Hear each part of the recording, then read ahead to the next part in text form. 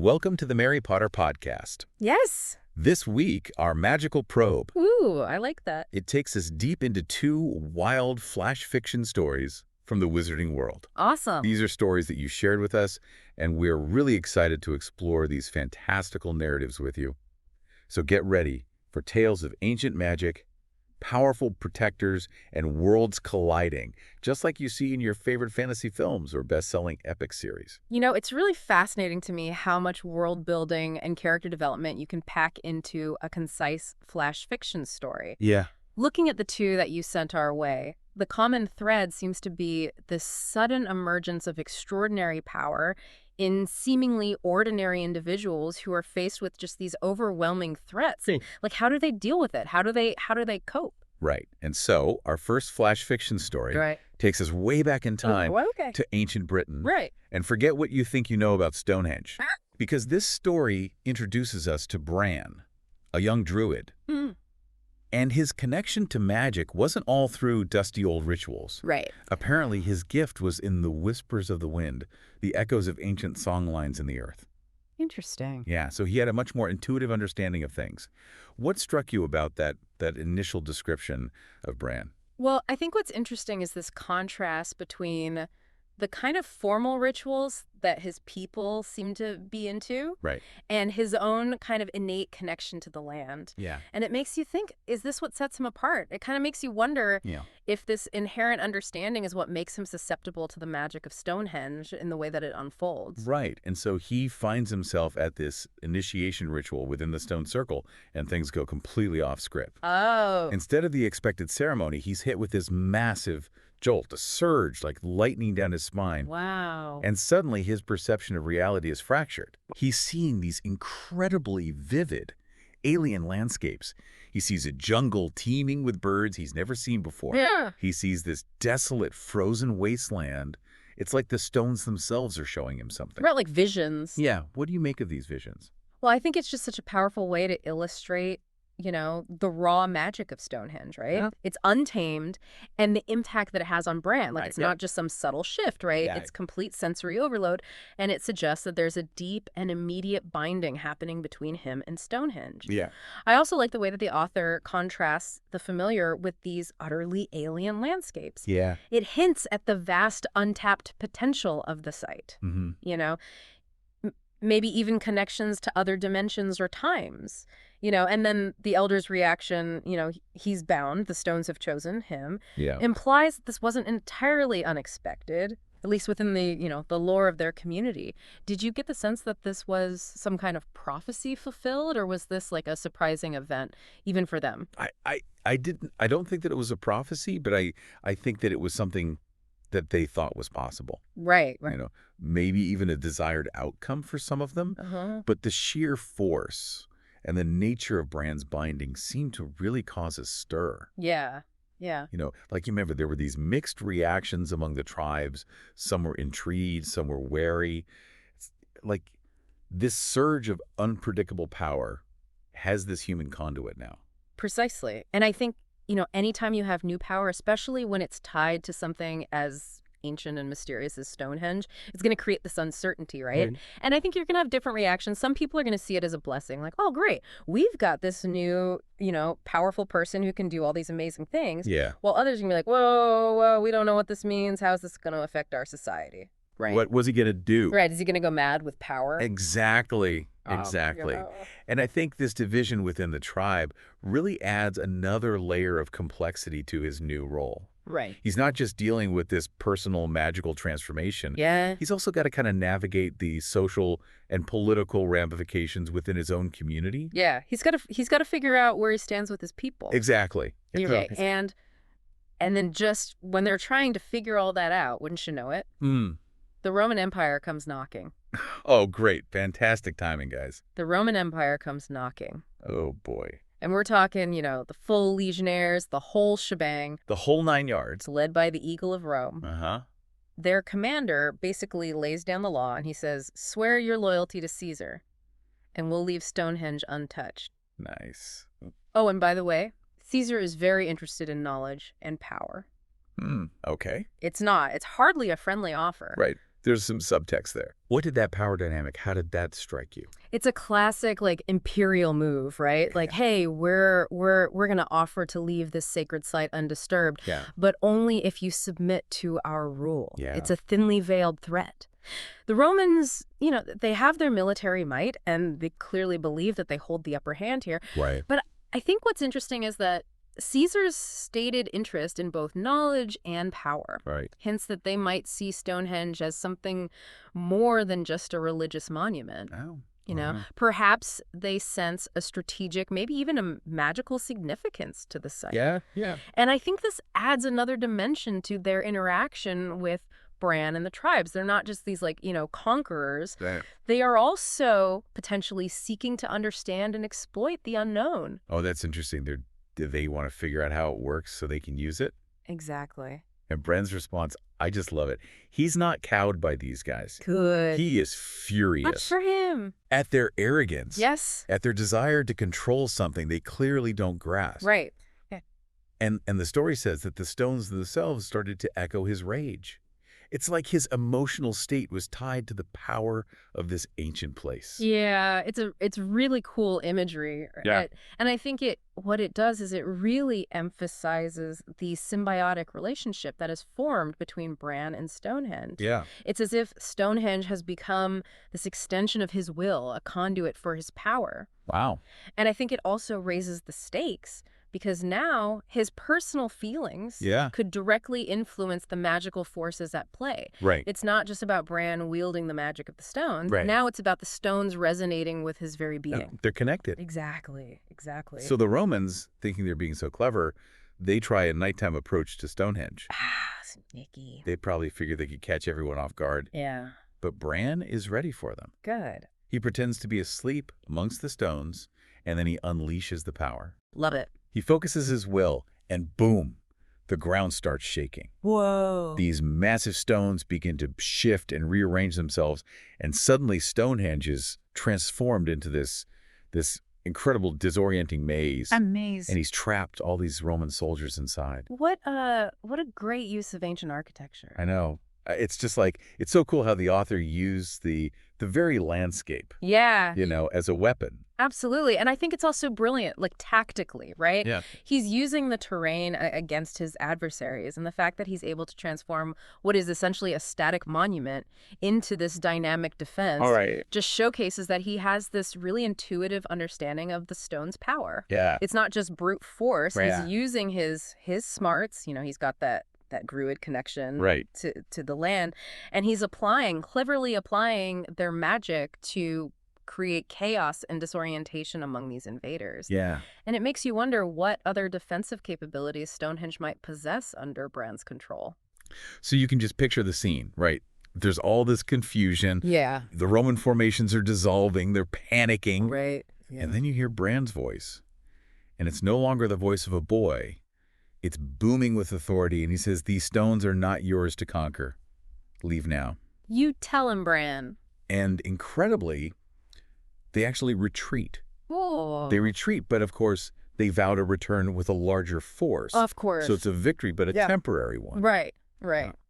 And I think that's one of the things that the author does so well is, by having the Romans retreat but then vow to come back. Mm-hmm. It really just creates that sense of ongoing conflict. Like, this is just the beginning. Yeah. He's proven that he's powerful. He's held them back for now. Right. But, this is not over. Yeah. Like, there are going to be more tests. And so now the tribal leaders, they are completely awestruck by what they've just seen. Understandable. They kneel before Bran. They're looking at him as this powerful weapon. Right. Their savior. But Bran, I love this.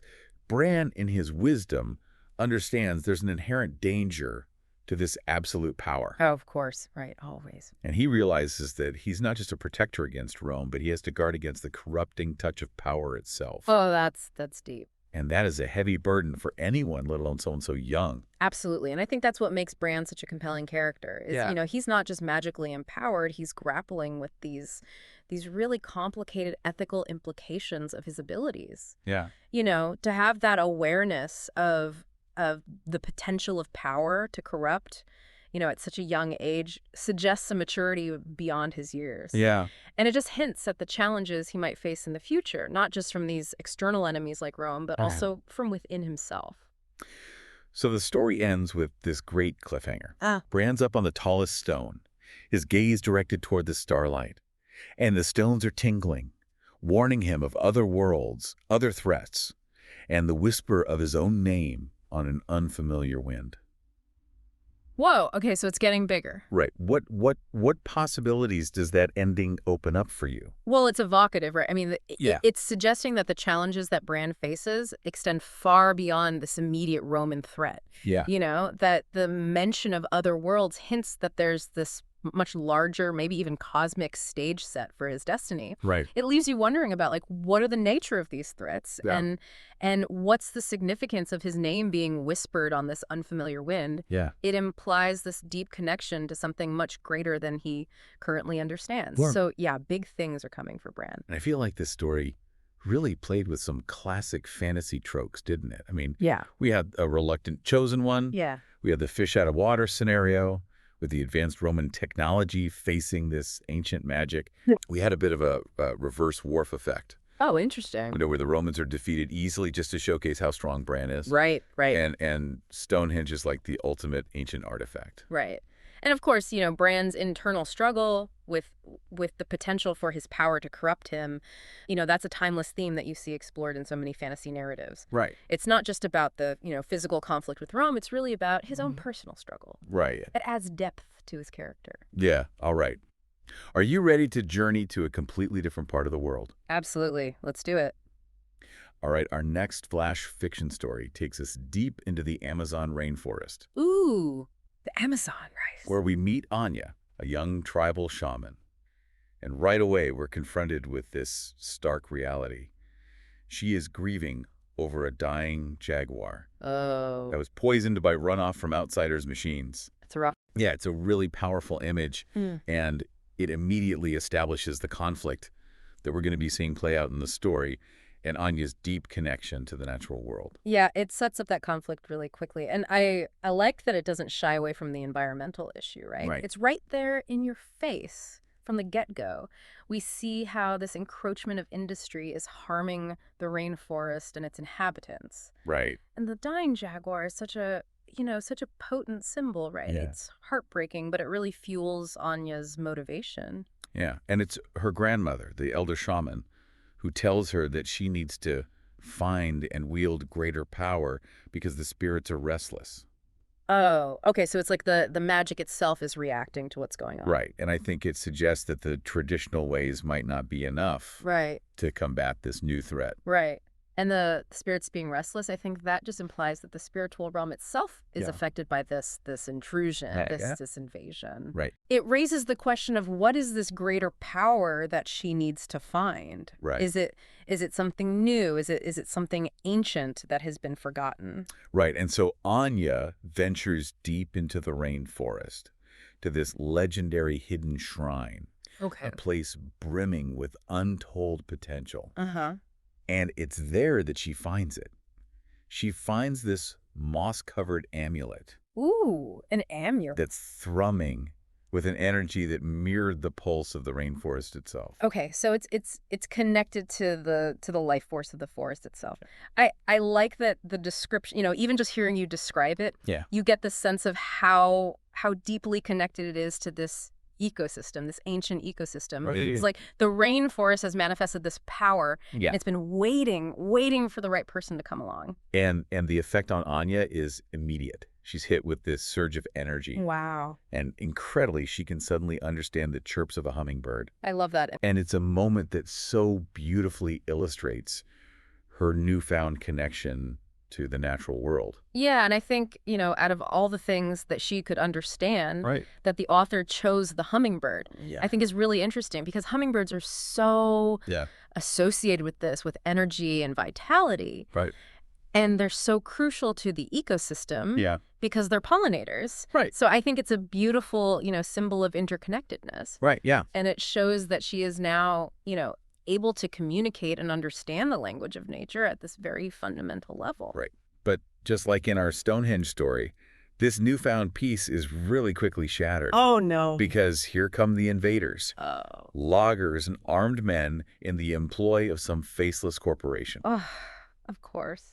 Yeah, and so we have that classic clash of indigenous people and a relentless march of industrialization. Right. Yeah, and I think that faceless corporation trope is really effective here because it highlights how impersonal and often profit-driven this exploitation is, and it really just emphasizes the vulnerability of the indigenous people and their way of life. Right, and grandmother attempts to stand her ground, but there's this clear sense that they're outmatched. Yeah. And then Anya steps forward. The amulet blazes with power, and instead of, a traditional shamanistic spell, she just makes this commanding gesture, and the rainforest erupts in defense of her and her people. Wow.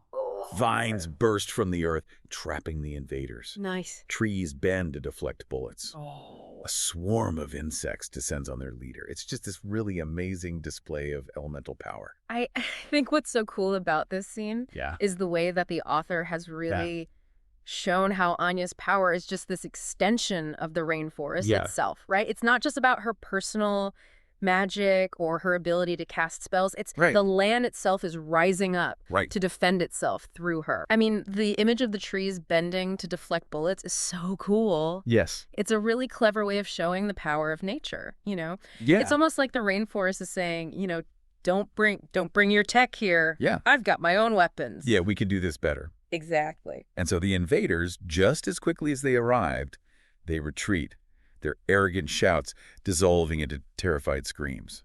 It's a decisive victory for Anya and her people, but you get the sense that it's not the end of the story. Oh, absolutely not. It's never that easy, is it? No.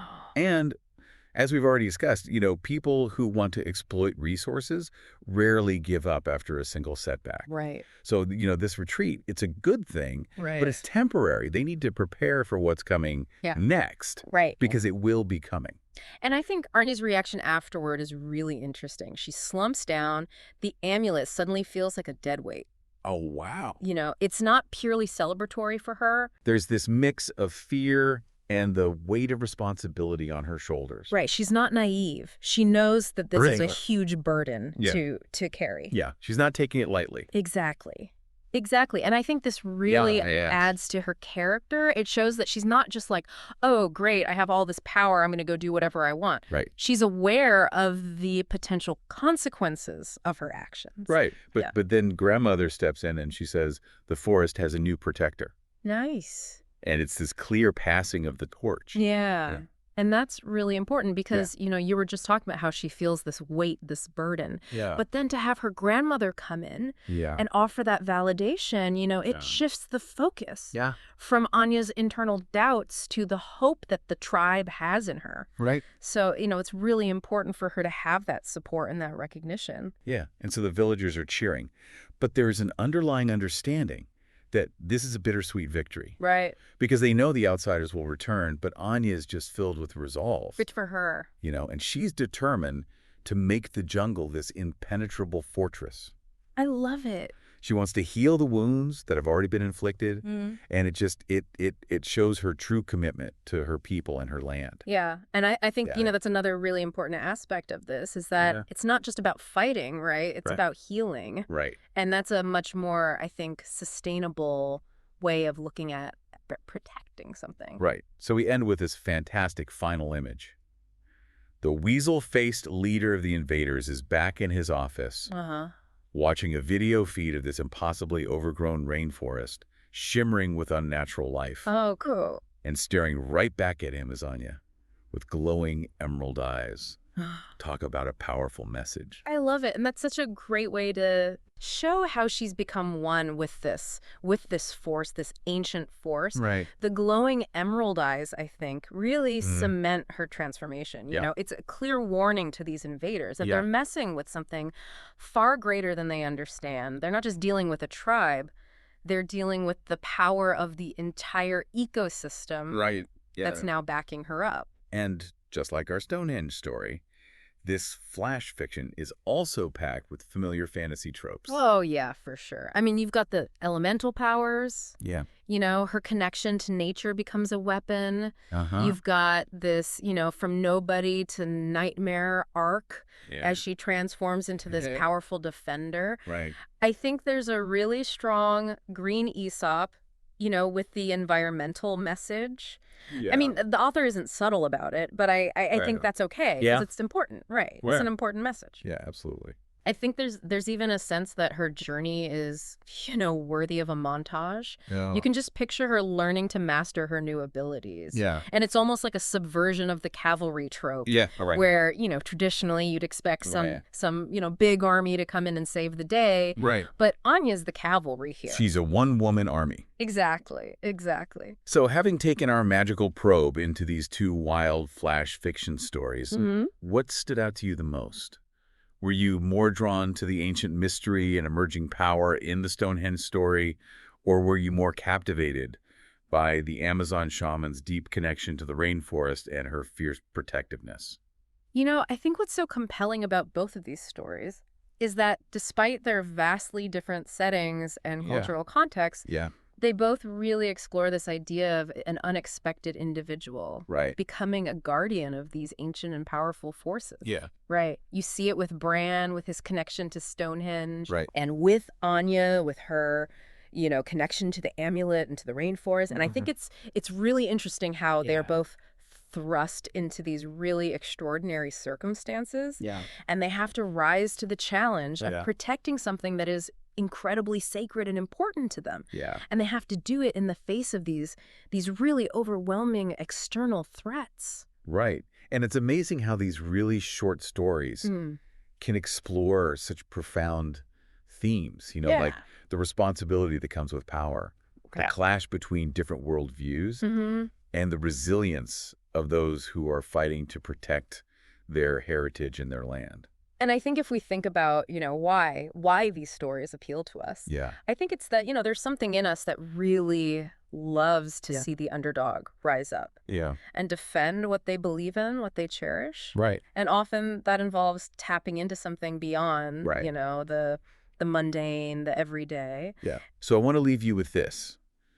What other ancient sites or natural wonders in our own world might hold these untold stories of hidden power and forgotten protectors? It really makes you think, right? Yeah. About our relationship with the past, with nature. Yeah. What have we forgotten? What secrets are still out there just waiting to be rediscovered? Right.